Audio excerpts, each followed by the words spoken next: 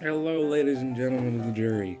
It's me, your favorite judge, Mr. Judge, and I am here to discuss arguments, to discuss any type of controversial argument, to judge it, analyze it, and debunk it. Today, we are on the classical argument of atheist versus religion. And let's see what they have to say in this debate. Over here, carry on. Laurie's over here. Science doesn't need faith. The whole... Yes, it does. How? In what way does science need faith? No, but I don't have faith. It needs a leap of faith. What happened 1 second before the Big Bang? I don't know, but that absolutely. So you're exercising faith. Be honest. Can I finish? Right. Absolutely. The fact that I don't know is what happened a second before the Big Bang doesn't, assuming you can even consider a second before the Big Bang, assuming time existed, doesn't mean that science never will know that. Didn't say that. So that means that you are exercising faith. No, it means that I'm working on the basis of the best available evidence. You are exercising faith. So what clearly happens here is the first guy claims that science is based on faith. The atheist asks why. How does it base on faith? The religious person's response is, how do you know? And the atheist says, I don't know. And so exactly, that means you're working on faith. To not know is to be faithful.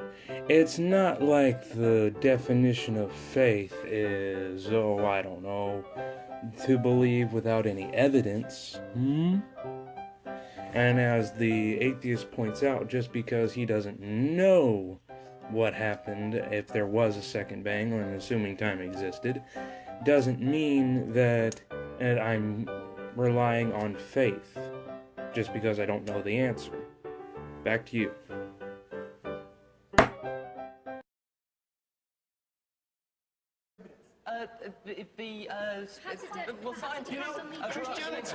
Christians used to teach. Can I just make this point? Wait. This is very difficult to follow. But the fact is that religion used to claim to explain everything, but it explains the Big Bang is a good one. It is, because in the 50s, Christians used to say that the universe had a beginning. Science used to say the universe didn't have a beginning; it always existed. Some scientists. Absolutely. Scientists is not Some science has moved.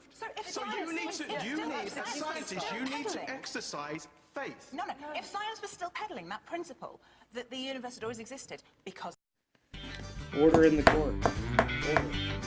So, apparently, because some scientists believe the world was always had existed, and religious said that it was the beginning, and because that they have moved, that only, as they point out, some, not all, have moved away from this ideology, then they're exercising faith.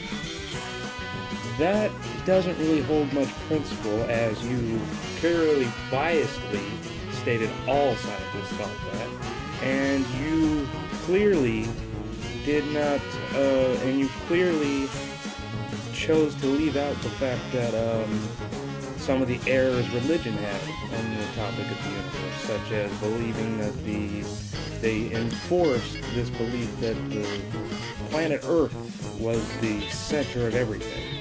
And when scientists said no, it actually isn't, religion's response was to persecute, house arrest, and bully everyone who claimed that it wasn't into saying, yes, the Earth is in the center of everything. So, if we're going to go about the beginning of everything, why do you just mention scientists and not mention also the history of religion? Therefore, you're a biased prick. Because that's what we believe, then absolutely we would be no better than religion. But science has looked at the evidence and moved on. Yeah. Faith doesn't do that. Religion doesn't do that. Happened, I go back to my question. You are still exercising faith. Wait, thank you. Religion. Why is it that in the countries of the world which have most educated people, is there most atheism? Why is that? I just socioeconomics. Bang! Right in the mouth. They socked him right in the mouth. They, the person, as the woman wisely stated, if they had stuck with this ideology, they would be no better than religion. But scientists had moved on from this point of view. They moved on and examined new evidence and said, oh, okay, well, we got this part wrong, but now we can move on to more. And they didn't stick to the same ideology. And then all the man could say after that was, you're using faith, you're using faith, you're using faith. That's all he could say. And then the speaker asked the question, why is the most educated countries the most atheist? And what could everyone else say? Nothing to say. So round one goes to atheism. Why is Well, that? I just Is that want socioeconomics? people find new gods, don't they? People find new, like whether it be celebrity or whether it be money, and then you come back, and then some of those people find celebrity, find money, and find actually. If you taught in science that there are one group of people who believe the Earth is round and there is another group of people who believe the Earth is flat, you automatically bring in this assumption that the two propositions are a 50-50 proposition. And by teaching all these different ideas of the world, that evolution might be true, that religion might be true, that isn't the case. And it frustrates me that it's being taught as different kinds of truth. Sorry? What is the point of religion? What is the point of religion? If you can take these great parts of the Bible which say, love your neighbour, do good to those who persecute you, etc., that's brilliant. What you don't need is the things that say, burn witches, stone adulterers. And if you can cherry pick that... It's very easy for people outside faith to look in and accuse people and say, you're cherry-picking this, that and the other. Laurie, what do you think of... I agree completely. Mr. Judge agrees completely. The love thy neighbor and all that other part about religion, that's the good stuff. The smite the wicked, the burning of witches, burn the heretics and all that's the negative aspects of religion. All that we don't need. I agree completely. Then the moderator actually wisely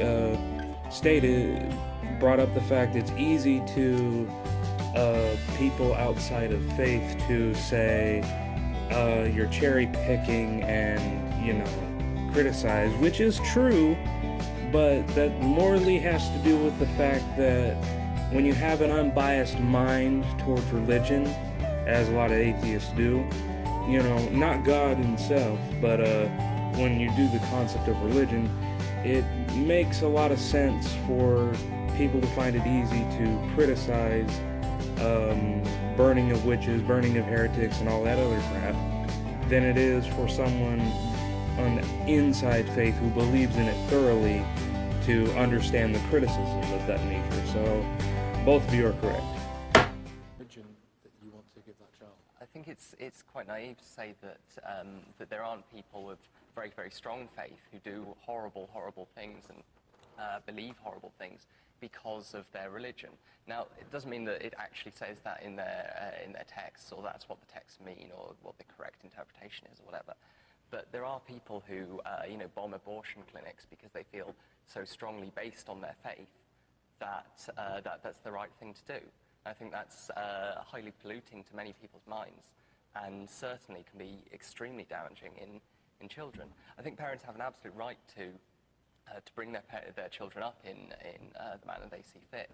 But, it becomes danger when, say, Jehovah's Witnesses restricting their children from having, blood transplants transfusion, because they think that it's against God. I mean, that people die as a result of that.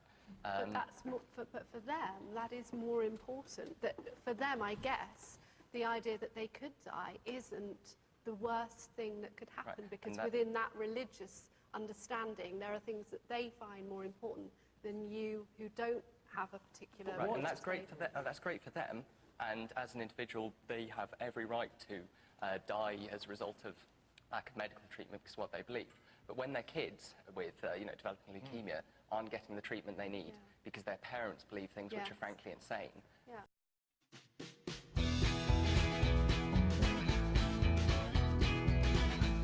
See, he brings up a valid point. He talks about how it's naive to believe someone who has strong faith can't commit bad decisions or commit horrible acts, and he brings very solid evidence to this. But the moderator up there is just oh well, it's what they believe, and it's what they believe. It's not the important thing. It's not as bad at dying for them as it would for you, who's not part of their faith. Basically saying she understands, but because he's not with their faith, he can't understand the significance of it, basically. And admittedly, in some levels I can understand what she's saying, because she's using the put it in their perspective, which is a good thing to do in these types of topics, but she's also dismissing him as a result of it. She's doing a good thing when bringing up the fact that to their eyes, it's not that bad, as it would be to him, because he doesn't have that faith. But she also has to look at it from a logical point of view, because she's still technically being biased, because she's, being biased on the faith issue, when the issue in question should be, should we really allow the death of people because their religion demands it, or should we, save their lives rather than care about what their personal beliefs are? And it's a double-sided coin, and there's really no right answer to that, but I believe both have good arguments, so this argument goes to both of them.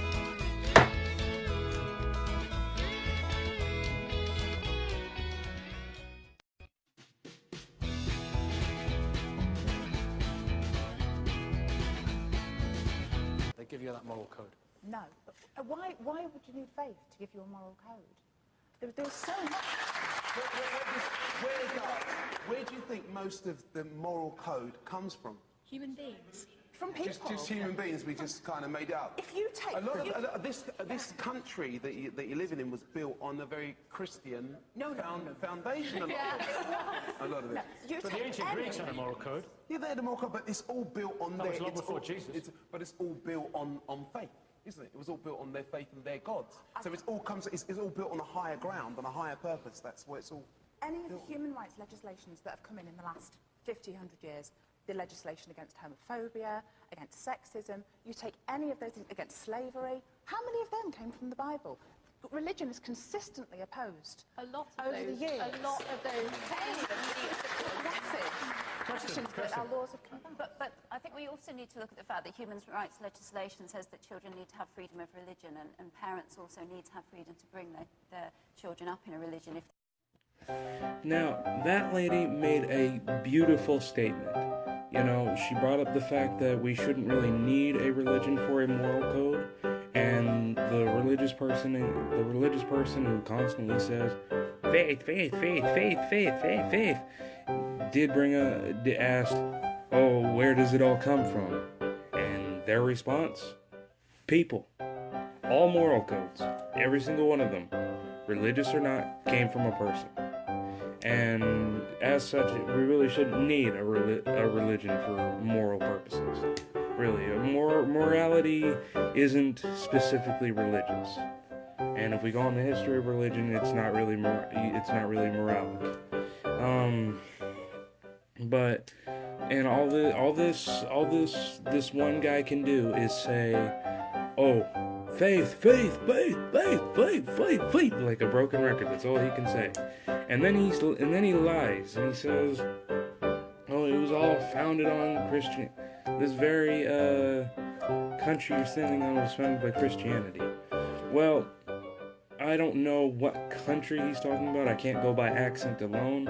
I'm assuming it's the United States because in a debate in the United States is one of the most democratic places to have debates, regardless of what it is. So if you're going about the UK, maybe they did, maybe they don't. I don't know too much history on that. But if you're talking about here, no, our Constitution doesn't have any religion in it.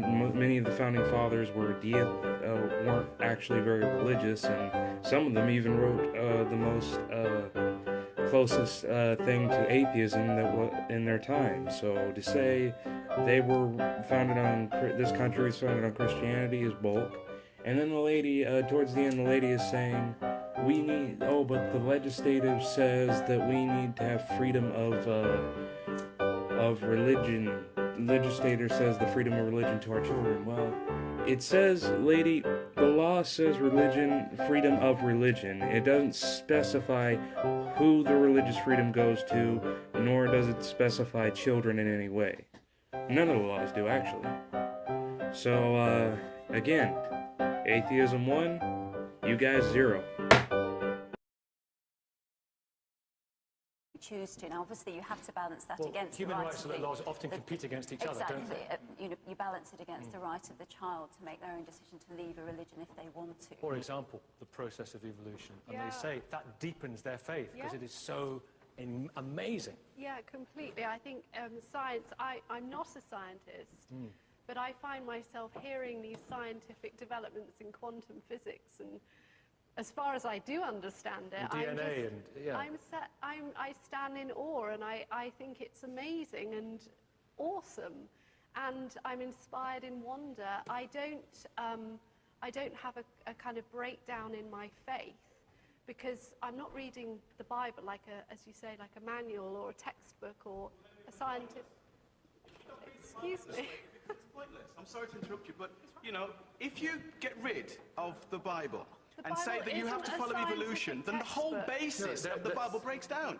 The whole basis, the whole point of us being here, the whole concept of sin. Your faith may break down if you don't believe in creationism, but it doesn't. Very disingenuous of Christians to. There are many people who. You see that, ladies and gentlemen? But there was some common ground coming between the atheists and I presume that was she's a creationist based on what I've heard. There was some common ground coming between them on the aspects of science, and then this religious fanatic just instantly tells her, oh, this is pointless now. This whole debate is pointless. Just because she just radically assumes she's throwing away her faith and throwing away her entire religion because she dares agree and look on to science while at the same time holding faith.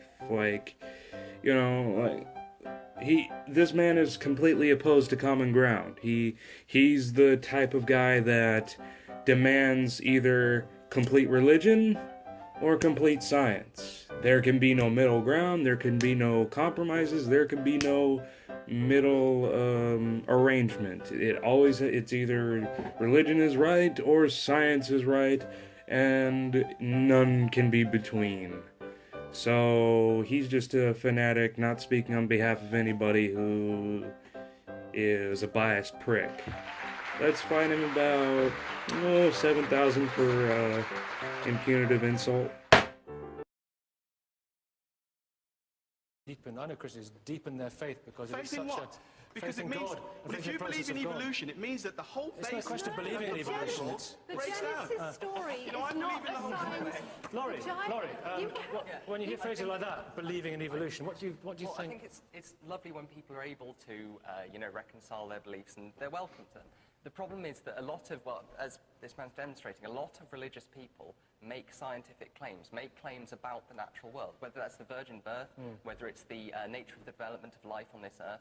They're making claims which can be testable by science, are hypotheses which can be tested with evidence, and time again they've been demonstrated to be inaccurate, to not hold up to the best evidence we can get. Now, if you want to have faith in God and believe that there's some kind of spiritual force in the universe, that's fine, great. And I know plenty of scientists who have that kind of belief and believe in science. When you're making claims about the natural world that simply aren't true, then you're wrong. See? this man was very respectful, a lot more respectful than the zealous religious nut, and he did his best to find common ground in this. He stated that many scientists, he knows many scientists that are religious, despite being in the field of science. He knows that a lot of stuff in the Bible can be tested and proven inaccurate, and that we religious atheists, whatever you believe, don't follow the examples of that man who just clearly yelled out everything. If you want to believe in God, believe in God. If you don't. But don't go flaunting your beliefs as if it's the right path. Don't flaunt it as if I'm right and all of you are idiots and wrong. Then you become the wrong person. You become the wrong person. If you believe your argument is right, if you believe that your belief is right, then good for you. Present evidence, talk to friends, talk to anybody you think will listen to you, explain your hypothesis, explain your whole ideology and evidence, and see what happens. But when you go out and demand to be the right person, my faith, my belief, my everything should be right, mine, you're immediately going to be shut down, you're immediately going to be ridiculed, debunked, burned as an idiot, and branded as an unintellectual individual. And you're going to be shamed for that kind of unintelligent and frankly savage behavior. Alright, I'm Mr. Judge. I rule in favor, as far as who won this debate, I rule in favor of the atheist based on the fact that he was more calm, more reasonable, and the fact that as you can clearly have been demonstrated, the religious fanatic didn't listen at all. So he's about 7,000 for impunitive insult. Have a good day and see you in the next case.